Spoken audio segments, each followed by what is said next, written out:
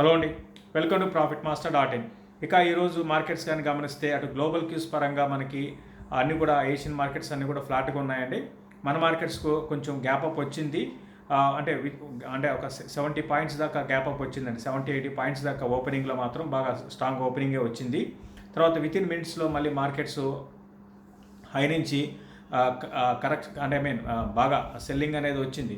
With in మినిట్స్లో markets ఫ్లాట్గా అయింది. తర్వాత అక్కడి నుంచి మళ్ళీ ర్యాలీ అనేది మార్కెట్లో కనపడింది. ఓవరాల్గా అంటే ఈరోజు చెప్పాలంటే ఓవరాల్గా బాగా పైకి కిందకి మార్కెట్స్ అనేది వోల్టాలిటీ అనేది బాగా ఎక్కువైంది. నిన్న చూసాం మనం, నిన్న హై నుంచి మార్కెట్స్ చాలా వరకు క్లోజింగ్ వరకు బాగా వన్ సైడెడ్ డౌన్ ట్రెండ్ ఉంది. బట్ ఈరోజు ఆ విధంగా లేదండి.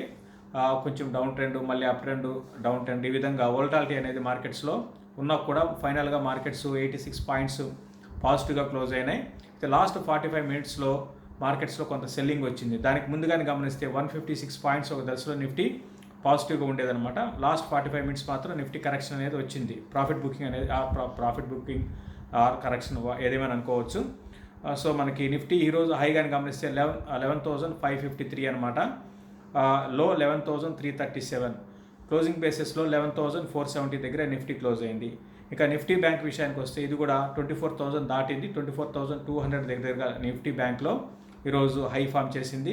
తర్వాత లోగాని గమనిస్తే 23,473, క్లోజింగ్ బేసిస్లో 23,812, 57 పాయింట్స్ పాజిటివ్గా బ్యాంక్ నిఫ్టీ క్లోజ్ అయింది. అయితే ఈరోజు కూడా ఈరోజు బ్యాంక్స్ అంటే నిఫ్టీ కొంచెం స్ట్రాంగ్ ఉన్నా కూడా బ్యాంక్స్ మాత్రం కొంచెం బ్యాంక్స్ అంత పెద్దగా స్ట్రాంగ్ లేవని చెప్పాలి. ఒక ఈ 57 పాయింట్స్ పెరగడానికి కూడా ప్రధాన కారణం హెచ్డిఎఫ్సి బ్యాంక్ అని చెప్పొచ్చు. మిగతా బ్యాంక్స్ అన్ని కూడా కొన్ని మైనస్లో, యాక్సిస్ బ్యాంక్ లాంటిది మైనస్లో ఉన్నాయి. మిగతా అన్ని కూడా బై అండ్ లార్జ్ ఫ్లాట్గా ఉన్నాయండి. ఇక ఈరోజు నిఫ్టీలో టాప్ గైనర్ కానీ గమనిస్తే భారతీ ఎయిర్టెల్లో ఇది ఈ మధ్యకాలంలో అందరికీ తెలిసిందే బాగా వీక్గా ఉండేది. తర్వాత ఈరోజు ఏజీఆర్ కేసు మనకి జడ్జిమెంట్ వచ్చింది. దాని గురించి మళ్ళీ మాట్లాడుకుందామండి. తర్వాత నెక్స్ట్ గెయినర్ కానీ గమనిస్తే జేఎస్డబ్ల్యూ స్టీల్ అనమాట. ఇది 287 రూపీస్, 6.3% పెరిగింది. తర్వాత హిండాల్కో ఒకటి, ఇది 4.7%. ఫస్ట్ హాఫ్లో కొంచెం మెటల్స్ కొంత వీక్గా ఉన్నాయి. బట్ సెకండ్ హాఫ్కి వచ్చేటప్పటికి మెటల్స్లో బాగా మనకి ర్యాలీ అనేది కనపడింది ఈరోజు. తర్వాత ఈరోజు నిఫ్టీలో వీక్గా ఉన్న స్టాక్స్ కానీ గమనిస్తే ఇన్ఫ్రాటెల్, టాప్ గెయినర్ ఏమో భారతీ ఎయిర్టెల్, మరోవైపు టాప్ లూజర్లో ఇన్ఫ్రాటెల్ 188 రూపీస్, 4.8% పడింది. తర్వాత ఓఎన్జీసీ ఒకటి 3.2%. చాలామంది ఓఎన్జీసీ గురించి అడుగుతూ ఉంటున్నారండి. ఇది కానీ మనం గతంలో చాలాసార్లు చెప్పాము, కొంచెం దూరంగా ఉండండి ఇటువంటి స్టాక్స్. కానీ ఇది పెద్దగా పెరిగింది లేదు, పడడం స్టార్ట్ అయితే ఈ విధంగా పడుతూ ఉంటుందండి. సో ఓఎన్జీసీ 3.2% పెరిగింది. తర్వాత యాక్సిస్ బ్యాంక్ ఒకటి రీసెంట్గా మంచి ర్యాలీ వచ్చింది, అందరికీ తెలిసిందే. మళ్ళీ ఇది 500 బిలోకి వచ్చి 2.3% మనకి ఈ స్టాక్లో కరెక్షన్ సెల్లింగ్ అనేది కనపడింది. ఇక టాప్ గెయినర్ మనకి F&Oల పరంగా టాప్ గెయినర్ వస్తే బయోకాన్ అండి. బయోకాన్కి ఏంటంటే ఒక న్యూస్ వచ్చింది. ఆ న్యూస్ కారణంగా ఈ స్టాక్ అనేది పెరిగిందండి. సెమ్గ్లీ అనే బ్రాండ్తో వీళ్ళు డయాబెటీస్లో వాడే టైప్ 1 కానీ టైప్ 2 డయాబెటీస్కి వాడే ఇన్సులిన్ని FDA అప్రూవల్ వచ్చిందనమాట. దాని కారణంగా ఈ స్టాక్లో మనకి ఈ ర్యాలీ అనేది కనపడింది. 7.7% పెరిగింది. మనం గతంలో కూడా ఒక వీడియోలో కూడా చెప్పడం జరిగింది. బయోకాన్ ఒక ఇన్వెస్ట్మెంట్కి బాగా 2 ఏళ్ళు ఉంటే, షార్ట్ టర్మ్కి ఎవరు కూడా వద్దని చెప్పాము, బట్ 2 years ఉద్దేశం ఉంటే స్టాక్లో ఇన్వెస్ట్ చేసిన వాళ్ళు హోల్డ్ చేయమని చెప్పామండి. సో ఇది బయోకాన్ గురించి. ఇక టాప్ లూజర్ కానీ గమనిస్తే ఐడియా అండి. ఇది -13% ఈ స్టాక్ పడింది. ఒక దశలో 19%, 18% దాకా కరెక్ట్ అయింది. మళ్ళీ కొంచెం రికవరీ వచ్చింది. 8.80 ఓవరాల్గా క్లోజింగ్ బేసిస్లో ఐడియా క్లోజ్ అయింది. ఇక సెక్టార్ పరంగా చూసుకుంటే మెటల్స్, ఎన్బిఎఫ్సి స్టాక్స్ కొంచెం పాజిటివ్గా ఉన్నాయండి ఈరోజు. మెటల్స్ అయితే మరి బాగా చాలా స్ట్రాంగ్గా ఉన్నాయి. తర్వాత ఎన్బిఎఫ్సి స్టాక్స్ బాగా పాజిటివ్గా ఉన్నాయి. ఇక ఓవరాల్గా సెక్టార్ పరంగా వీక్గా ఉందంటే కొంచెం చెప్పాలంటే బ్యాంక్స్ అని చెప్పొచ్చు. బ్యాంక్స్ అనేది కొంత వీక్గా ఉన్నాయి. తర్వాత ఈరోజు న్యూస్ బేస్డ్ పరంగా మనం ఇంతకుముందు అనుకున్నాం, భారతీ ఎయిర్టెల్ కానివ్వండి, ఐడియా కానివ్వండి, ఇవన్నీ కూడా ఏంటంటే ఈరోజు ఏజీఆర్ జడ్జిమెంట్ వచ్చిందండి. మామూలుగా ఏంటంటే వీళ్ళు 20 years ఐడియా ఈరోజు భారీగా పడింది. 20 years టైం అడిగారనమాట ఐడియా వాళ్ళు, ఏదైతే పే చేయాల్సింది ఉందో అది అయితే 50,000 crores వీళ్ళు పే చేయాలండి. అయితే కోర్టు పరంగా చూస్తే 10 years మాత్రమే వీళ్ళకి టైం ఇచ్చింది. అయితే ప్రతి March 31st 10% పే చేయాలని కండిషన్ పెట్టిందండి. సో అంటే ఇప్పుడు ఫైనాన్షియల్స్ పరంగా మనకు తెలిసిందే, గతంలో చాలా సందర్భాల్లో కూడా మనం చెప్పుకున్నాము. చాలా పెద్ద ఎత్తున డెట్ ఉంది కంపెనీకి. సో ఆ డెట్ని మేనేజ్ చేసుకుంటూ కంపెనీ ముందుకు వెళ్ళాలంటే ఏదైనా పెద్ద ఇన్వెస్ట్మెంట్స్ ఇందులోకి రావాల్సి ఉంటుందండి. సో అట్లా రాగలిగితేనే ఈ కంపెనీ సస్టైన్ అయ్యే అవకాశాలు ఉన్నాయి. ఇప్పుడు కూడా ఈరోజు కూడా అదే పరిస్థితి. సో వీళ్ళు ఈ అట్లీస్ట్ ఒక 10% అన్నా కూడా పే చేయగలుగుతారా అనేది చూడాలి. ఎంతవరకు పే చేస్తారు ఏంటి అని చూడాలి. బట్ ఏదైనప్పుడు కూడా ఇది ఓవరాల్గా ఈ స్టాక్ పరంగా అంటే వీళ్ళు 20 years అడిగారు టైము. బట్ అటు జడ్జిమెంట్ పరంగా అటు కోర్టు పరంగా చూస్తే ఓన్లీ 10 years మాత్రమే ఇచ్చిందనమాట. సో వీళ్ళు ఇమీడియట్గా ఎంత పే చేయగలుగుతారు ఏంటి, వీళ్ళ ఫైనాన్షియల్ కెపాసిటీ అయితే లేదు కాబట్టి ఈ స్టాక్లో కరెక్షన్ వచ్చింది. మరోవైపు భారతీ ఎయిర్టెల్ బాగా పెరిగిందండి. ఎందుకంటే భారతీకి పెద్దగా నాకు తెలిసి ఇది పెద్ద ఒక అంటే ఇన్స్టాల్మెంట్గా ఒక 10 yearsలో వీళ్ళకి పే చేయాల్సింది కూడా పెద్దగా లేదండి. కాబట్టి భారతీకి పెద్దగా నెగిటివ్ అయితే కాదు. సో దాని కారణంగా ఈ స్టాక్లో మనకి భారీ ర్యాలీ వచ్చింది. ఇంకా ఆర్ఐఎల్ అంటే దాని మీద ఎటువంటి ఈ కేసు ఇప్పుడు ఆర్ఐఎల్కి దాని మీద ఎటువంటి జడ్జిమెంట్ అనేది ఆర్ఐఎల్ మీద ఇటు పాజిటివ్ కానీ నెగిటివ్ కానీ పెద్దగా లేదండి. ఇది ఓవరాల్గా ఈరోజు న్యూస్ బేస్డ్ స్టాక్స్. ఇక ఫ్యూచర్స్లో మనకి కానీ గమనిస్తే ఈరోజు లాంగ్ అన్వైండింగ్ స్టాక్స్ కానీ గమనిస్తే ఈరోజు లాంగ్ బిల్డ్ అయిన స్టాక్స్లో Balakrishna Industries, JSW Steel, Ashok Leyland, Sun Pharma ఇవి మనకి లాంగ్స్ అనేది బిల్డ్ అయిన స్టాక్స్ అండి ఈరోజు ఫ్యూచర్స్లో. తర్వాత లాంగ్ అండ్ వైనింగ్ స్టాక్ అని గమనిస్తే PEL, LNT finance, Tech Mahindra లాంటి స్టాక్స్లో ఈరోజు మనకి లాంగ్ అండ్ వైండింగ్ అనేది కనపడింది. తర్వాత షార్ట్ కవరింగ్ అని గమనిస్తే Bandhan bank, UPL, Asian paints, Bajaj finance వీటిలో షార్ట్ కవరింగ్ అనేది కనపడింది.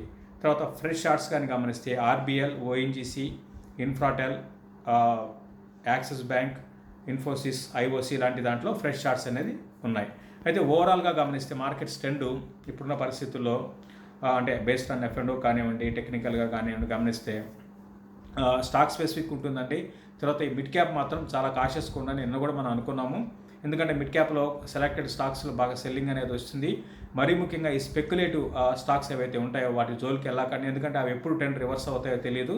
కాబట్టి అటువంటి స్టాక్స్ జోలికి మాత్రం ప్రస్తుతానికి వెళ్ళకండి, కొంచెం హై రిస్క్ అనేది ఉంటుంది. తర్వాత ఎఫ్ఎండోలో కానీ గమనిస్తే మనకి అంటే ఇండెక్స్ పరంగా స్టాక్స్ పరంగా అంటే ఇండెక్స్ స్టాక్స్ లేకపోతే ఎఫ్ఎండోలో స్టాక్స్ పరంగా ట్రెండ్ కానీ గమనిస్తే పెద్దగా స్టాక్స్లో కానీ అంటే పెరుగుతున్నా కూడా ఓపెన్ ఇంట్రెస్ట్ పెరగటం లేదు, వీటి పడుతున్నా కూడా ఓపెన్ ఇంట్రెస్ట్ అనేది పెద్దగా పెరగటం లేదండి. అంటే దీన్ని బట్టి మనం ఏం అర్థం చేసుకోవాలంటే ఎవరు కూడా ఎక్కువగా ఓపెన్ పొజిషన్స్ పెట్టలేదు. అంటే ఏ రోజుకి ఆ రోజు పొజిషన్స్ని క్లియర్ చేసుకోవడానికే ఎక్కువగా చూపిస్తారు అనమాట. అంటే దీన్ని బట్టి నిఫ్టీ ఇప్పుడు ఇమీడియట్గా అయితే మనకి భారీ ర్యాలీ అనేది ఇక్కడి నుంచి ఎక్స్పెక్ట్ చేయలేము. At the same time down trend అని మనం నిన్న బాగా హై నుంచి కరెక్ట్ అయింది. సో ఫర్దర్ మార్కెట్స్ ర్యాలీ ఫర్దర్గా మార్కెట్స్ కరెక్ట్ కావాలి అంటే నిఫ్టీ 11,000 నిన్న కూడా అనుకున్నాము 11,400 బిలో కంటిన్యూగా ట్రేడ్ కావాలని. అంటే ట్రేడ్ కావడం ఇన్ ద సెన్స్ ఏదో ఒక రోజు ఇంట్రాడేలో సపోజ్ ఈరోజు వచ్చింది కొంచెం 11,400 బిలో వచ్చింది అట్లా కాదండి. ఇంట్రాడేలో రావడం కాదు, కంటిన్యూగా దాని బిలో ఒక ఉండి 11,400 బిలో ఉండి 2-3 రోజులు ఉంటే అప్పుడు మనం దాన్ని షార్ట్ టర్మ్కి కొంచెం మార్కెట్స్ వీక్ అయ్యాయి అనుకోవచ్చు. లేకపోతే మాత్రం మార్కెట్స్ రేంజ్ బౌండ్లో ఉండే అవకాశం ఉంది. ఇక డౌన్ సైడ్ కానీ చూసుకుంటే నేను కూడా 11,400 ఆ లెవెల్ కానీ కట్ అయితే 11,250 లెవెల్స్ దాకా రావచ్చు డౌన్ సైడ్ అయితే. ఇక హయ్యర్ సైడ్ చూసుకుంటే నేను కూడా నిఫ్టీకి 11,640, 620 దగ్గర బాగా రెసిస్టెన్స్ అనేది నిఫ్టీ ఫేస్ చేసే అవకాశం ఉందండి. 11,620 నుంచి 640 దాకా రెసిస్టెన్స్ ఫేస్ చేసే అవకాశం ఉంది. అయితే కొంచెం వోల్టాలిటీ కూడా మార్కెట్లో పెరిగే అవకాశాలు ఉన్నాయి. ఈ గ్లోబల్ క్యూస్ పరంగా చూసుకుంటే మనకి మరీ ముఖ్యంగా అటు నాస్డాక్ మాత్రం కంటిన్యూగా ర్యాలీ అనేది చూస్తున్నాం. ఈవెన్ ప్రస్తుతానికి నేను వీడియో చేస్తుంటే ఆయన కూడా మంచి ర్యాలీ అనేది నాస్డాక్లో ఉంది. కాబట్టి ఎప్పుడైనా అక్కడ సడన్గా మనకి డౌన్ ట్రెండ్ కానీ స్టార్ట్ అయితే అప్పుడు మాత్రం మనం కన్ఫామ్గా మన ఇండియన్ మార్కెట్స్ కూడా బాగా పడడానికి అవకాశాలు ఉంటాయని అనుకోవచ్చు. లేకపోతే కన్సాలేషన్లో ఉండొచ్చు అండి. ఎందుకు చెప్తున్నంటే మనకి రీసెంట్గా గమనిస్తే మన ఇండియన్ మార్కెట్స్ లో నుంచి 52% పెరిగింది. అదేవిధంగా యూఎస్ మార్కెట్స్ 52% ఎగ్జాక్ట్గా. అంటే ఏ మాత్రం కొంచెం అటు ఇటు కూడా లేదండి. సేమ్ డోజోన్స్ ఏ విధంగా ఉంటుందో ఇండియన్ మార్కెట్స్ కూడా అదే విధంగా ఉంటాయి. ఒకరోజు అటు ఇటు కొన్ని రోజులు డోజోన్స్ కొంచెం పెరగొచ్చేమో, కొన్ని రోజులు మంది పెరగొచ్చేమో, కానీ లో నుంచి మాత్రం ఎగ్జాక్ట్గా 52% పెరుగున్నాయి అన్నమాట. సో అది గమనించండి. గ్లోబల్ క్యూస్ అనేది చాలా ఇంపార్టెంట్. తర్వాత మరోవైపు చాలామంది ఎఫ్ఐస్ గురించి అంటే మెసేజ్ పెడుతున్నారండి కింద. ఎఫ్ఐస్ ఇన్వెస్ట్ చేస్తే మన మార్కెట్లో అంటే వాళ్ళు ఎగ్జిట్ అయితే ఏమవుతుంది. సో సింపుల్ అండి. ఎఫ్ఐస్ లాస్ట్ కొన్ని రోజులుగా మన మార్కెట్స్లో బాగా ఇన్వెస్ట్మెంట్స్ అనేది ఎఫ్ఐఎస్ చేస్తున్నారు. మార్చి ఏప్రిల్లో mutual fund Indian domestic funds invest చేసాయండి. అయితే అక్కడి నుంచి జూన్, జూలై, ఆగస్ట్ ఈవెన్ ఇప్పటి వరకు కూడా మనకి మన డొమెస్టిక్ ఫండ్స్ ఏవైతే ఉన్నాయో వాళ్ళు ఎక్కువగా నెట్ సెల్లర్స్గా ఉన్నారు. మరోవైపు ఫారిన్ ఇన్స్టిట్యూషనల్ ఇన్వెస్టర్స్ మాత్రం బాగా ఇండియన్ మార్కెట్స్లో ఇన్వెస్ట్మెంట్ చేస్తున్నారండి. సో ఆబ్వియస్గా ఏమవుతుందంటే వాళ్ళు ఇన్వెస్ట్ చేస్తుంటే డెఫినెట్గా మార్కెట్స్ అనేది పాజిటివ్గా ఉంటాయండి. సింపుల్గా చెప్పాల్సిందే. నిన్న మనం చూసాము కొంత ఎఫ్ఐఎస్ కొంచెం ఎక్కువగా సెల్ చేశారు. అయితే అది కంటిన్యూ అవుతుంది. రానున్న రోజుల్లో ఎఫ్ఐఎస్ కంటిన్యూగా సెల్ చేస్తే డెఫినెట్గా మార్కెట్స్ మీద ఎంతో కొంత డౌన్ ట్రెండ్ అనేది రావడానికి అవకాశం ఉంటుంది. మరోవైపు మ్యూచువల్ ఫండ్లో మనం చూస్తున్నామంటే మ్యూచువల్ ఫండ్ ఇన్ఫ్లో బాగా తగ్గింది. అంటే మ్యూచువల్ ఫండ్లో ఇన్వెస్ట్ చేస్తున్న వాళ్ళు బాగా తగ్గింది. అయితే అందరూ కూడా డైరెక్ట్గా ఇన్వెస్ట్ చేస్తున్నారన్నమాట. అందుకు మ్యూచువల్ ఫండ్లో కొంచెం మనకి ఇంతకుముందులాగా మ్యూచువల్ ఫండ్లో ఇన్వెస్ట్ చేసే వాళ్ళ సంఖ్య ఇప్పటికీ బాగా తగ్గింది. సో మ్యూచువల్ ఫండ్ దగ్గర మాత్రం డబ్బు ఉందండి మ్యూచువల్ ఫండ్లో. ఎందుకంటే వాళ్ళు ఎప్పుడో ఇంతకుముందు నేను చెప్పినట్టుగా లాస్ట్ ఒక 2 months నుంచి వాళ్ళు ఎగ్జిట్ అవుతూ వస్తున్నారు. వాళ్ళు ఫ్రెష్గా ఇన్వెస్ట్ చేయటం లేదు. వాళ్ళ దగ్గర క్యాష్ అయితే బాగుంది.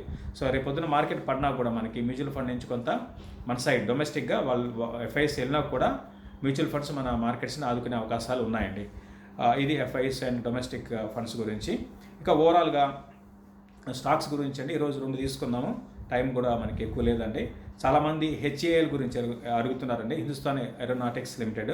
ఇది కానీ గమనిస్తే లాస్ట్ అంటే రీసెంట్ క్రాష్లో 500కి వచ్చింది. తర్వాత అక్కడి నుంచి బాగా పెరిగిందండి. దానికి ప్రధాన కారణం అటు ఈ స్పెక్యులేషన్ పరంగా స్పెక్యులేషన్ జరిగింది. దీంతోపాటు అటు గవర్నమెంట్ నుంచి కూడా పాజిటివ్ న్యూస్లు, డిఫెన్స్కి బాగా పాజిటివ్గా న్యూస్లు రావడం అందరికీ తెలిసిందే. మన లోకల్ కంపెనీస్కి ఎంకరేజ్ చేసే ఉద్దేశంతో గవర్నమెంట్ తీసుకున్న నిర్ణయాలు మరి ముఖ్యంగా డిఫెన్స్ సెక్టర్లో చాలా పాజిటివ్గా ఈ స్టాక్స్ అన్నీ పెరిగాయి. నాట్ ఓన్లీ హెచ్ఏఎల్ అండి, బిఎల్ కూడా మనకి చూసి బిఎల్ గురించి అడుగుతున్నారు. సో పెరిగాయి. ఫండమెంటల్ పరంగా ఓకేనండి, మంచి కంపెనీనే హెచ్ఏఎల్, హిందుస్థాన్ ఏరోనాటిక్స్ లిమిటెడ్. అయితే రీసెంట్గా గవర్నమెంట్ స్టేక్ సేల్ అనే న్యూస్ కూడా మనకు తెలిసింది. ఇవన్నీ కూడా అంటే బాగా న్యూస్ ఫ్లో, బాగా స్పెక్యులేషన్ ఉందండి. దాని కారణంగా ఈ స్టాక్ భారీగా పెరిగింది, భారీగా పడింది.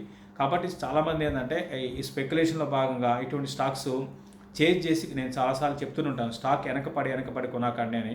ఇప్పుడు చాలామంది మెజారిటీ మెసేజ్ చూస్తుంటే అందరూ కూడా దీన్ని 1200 ఆ రేంజ్లో కొన్నారనమాట. 1100, 1200 రూపీస్లో కొన్నారు. సో ఇప్పుడు కానీ చూసుకుంటే 900 బిలోకి వచ్చేసింది. ఈరోజు కూడా -4% అనమాట. కాబట్టి నా ఉద్దేశం ప్రకారం మీరు స్టాక్ కొనే ముందు ఒక్కసారి చూడండి, మీరు గ్రాఫ్స్ చూడండి. అది 90 degreesలో పెరిగి ఇంకా పెరిగిపోతుంది న్యూస్లో వస్తుంటాయండి. న్యూస్లో వస్తాయి. దీని టార్గెట్ 2000 అంటారు, 2500 అంటారు. ఇవన్నీ కూడా కంటిన్యూ జరుగుతూ ఉంటాయి మార్కెట్లో. కాబట్టి మనం కూడా ఏంటంటే కొంచెం స్మార్ట్ వర్క్ చేయాల్సి ఉంటుందండి. అంటే స్మార్ట్ వర్క్ అనేది బాగా పెరిగిన స్టాక్ని కొనడం అనేది ఎప్పుడు కూడా, మంచి స్టాక్ అయినా కూడా కొనడం అనేది కరెక్ట్ కాదు. ప్రస్తుతానికైతే బై చేసిన వాళ్ళందరూ కూడా హోల్డ్ చేయండి అండి. ఇంకా దీని గురించి చెప్పడానికి కూడా పెద్దగా ఏం లేదు. ప్రస్తుతానికి హోల్డ్ చేయండి. ఫర్దర్గా యాడ్ చేసుకోవడం కూడా వద్దు, అంటే యావరేజ్ చేయడం కూడా వద్దు అండి. ఉన్న పొజిషన్ అయితే హోల్డ్ చేయండి. స్టాక్ పరంగా, ఫండమెంటల్స్ పరంగా మంచి స్టాకేనండి. Okay kind of stock. అదేవిధంగా బిఎల్ గురించి అడిగారు. ఇది కూడా ఏంటంటే ఇది కూడా డిఫెన్స్ స్టాకేనండి. ఇది కూడా ఫండమెంటల్గా మంచి స్టాకే. నిన్న దీని గురించి చెప్పాలనుకున్నాం, మనం చెప్పలేదు. బట్ ఓవరాల్గా ఇది కూడా రీసెంట్గా బాగా పెరిగింది. అయితే ఏంటంటే ఇట్లా పెరిగినప్పుడు కొంచెం ప్రాఫిట్ బుకింగ్ అనేది హైయర్ లెవెల్స్లో రావడానికి అవకాశాలు ఉంటుంది. దీంతోపాటు పిఎస్యు స్టాక్స్ అన్నీ కూడా చాలా జాగ్రత్తగా ఉండాలండి. ఎందుకంటే ఎప్పుడు గవర్నమెంట్ ఏ నిర్ణయం తీసుకుంటుందో మనకు తెలియదు. సో దానికి అనుగుణంగా దీంట్లో భారీ మార్పులు, అంటే స్టాక్ పరంగా మేజర్ చేంజెస్ అనేది వస్తుంటాయండి. సో అందుకనే ఏంటంటే బిఏలు ప్రస్తుతానికి దీంట్లో నేను కూడా 110, 112 ఆ లెవెల్లో కొంత రెసిస్టెన్స్ ఉంటుంది. మ్యాక్సిమం 120 దాకా వెళ్ళొచ్చు అండి. కాబట్టి ఎవరున్నా రీసెంట్గా కొని ఉంటే మాత్రం క్లోజర్గా 120 ఆ లెవెల్స్ దాకా అలా ఎగ్జిట్ కమ్మంటాను. ఇక డౌన్ సైడ్ చూసుకుంటే నేను కూడా ఇది 102 ఆ లెవెల్ కానీ బ్రేక్ అయిందంటే స్టాక్ షార్ట్ టర్మ్కి వీక్ అయ్యే అవకాశాలు ఉంటాయి. ఏదైనా బెటర్ ఏంటంటే కొంచెం స్లోగా పెరుగుతున్నప్పుడే ఎగ్జిట్ కావడం బెటర్ అండి. ఇది మనకి క్లోజింగ్ రిపోర్ట్ అండి. ఇంకా చాలామంది పోర్ట్ఫోలియోస్ గురించి అడుగుతున్నారండి. వాళ్ళ పోర్ట్ఫోలియో సర్వీసెస్ ఏమైనా ఉన్నాయని, అంటే వాళ్ళ స్టాక్స్ని రివ్యూ చేసుకోవడం అన్నమాట. మనకి దానికి సంబంధించిన డీటెయిల్స్ మనకి మెసేజ్ బాక్స్లో కింద, వీడియో కింద మెసేజ్ బాక్స్లో ఉంటాయి. కాబట్టి దాన్ని క్లిక్ చేస్తే మీకు ఇన్ఫర్మేషన్ అంతా ఉంటుందండి. కాబట్టి ఒకసారి ఆ మెసేజ్ బాక్స్లో లింక్ని క్లిక్ చేసి చూడమని చెప్తాను. థ్యాంక్ యూ అండి.